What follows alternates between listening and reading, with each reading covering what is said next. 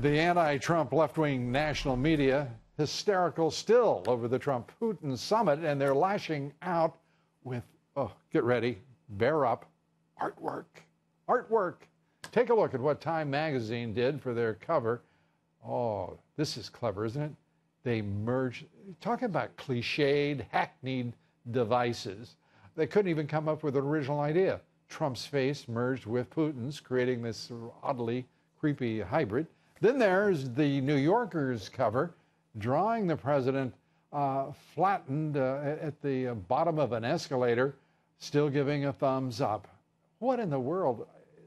The ignorance of all of this. And these magazines dying before our eyes, and this is part of the reason why. Of course, the magazine parroting Trump's famous escalator descent at Trump Tower, deep, deep, deep. And this is what we call an audio-visual aid.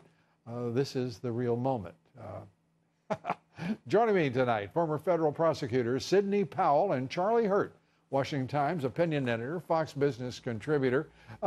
Good to have you both here. Very quickly. Great to be with you. Sidney, let me ask you, what do you think of dying magazines trying desperately with the most hackneyed, cliched concepts they could come up with to try? Are they even trying to entice readers?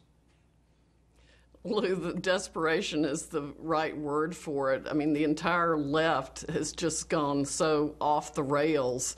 They're making Chicken Little look rational.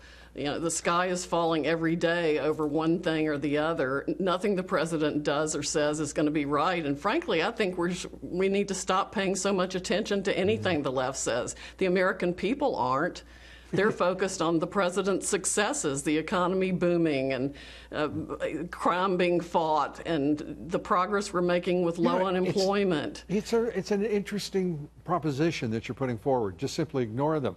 And in conjunction with that approach, I'm just curious, what do you think of the idea of the Trump administration just telling every rude, ill-mannered reporter interrupting Sarah Sanders or other officials in the briefing room, you know, please take a hike. We're done with you. Instead, we see the president giving interviews to networks that are the fake news. They are the very stuff of fake news. It's peculiar, Charlie. Yeah, I don't know why they insist upon giving interviews to any of those people that are clearly not interested in covering the actual news or reporting the truth, but rather on some sort of weird jihad. That said, I also don't think that they really ought to kick them out of the White House press briefing room because they do such a good job of revealing themselves, and I think that's very important. But, you know, mental illness is a very serious issue. I take it seriously. I think everybody should take it seriously. And I think that the writers at Time Magazine and The New Yorker, two magazines that in my lifetime I have enjoyed reading, I think they need to seek help. And it's very disturbing. And the thing that is, and a lot of it's comical, but the weird thing about that escalator ride, cartoon, is that it shows a President Trump who is clearly dead. That's really disturbing, and that should disturb all Americans. And that should be taken very, very seriously. And I think the New Yorker headquarters ought to be visited by Secret Service, and they should be asked a few questions about what is this about? What is this obsession with the president being dead? Let's ask Sidney about that, former federal prosecutor. Sidney, what has happened to all of the laws that protect presidents and that require the Secret Service to investigate, as Charlie suggested, whether it be this or any number of other threats? Or the beheading of the president? Yeah.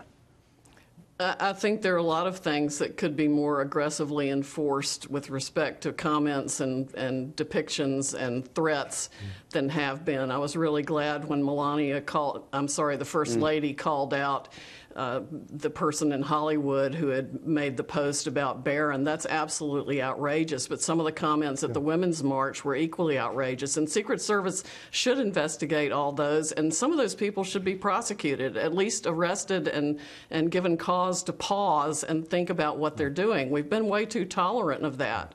We've got to stop all the threats and violence against all public officials. And the disrespect that they continue, and that's a kind word for it, the disrespect they're showing this president and the First Lady. Charlie Hurt, Sidney Powell, thank you both for being with us.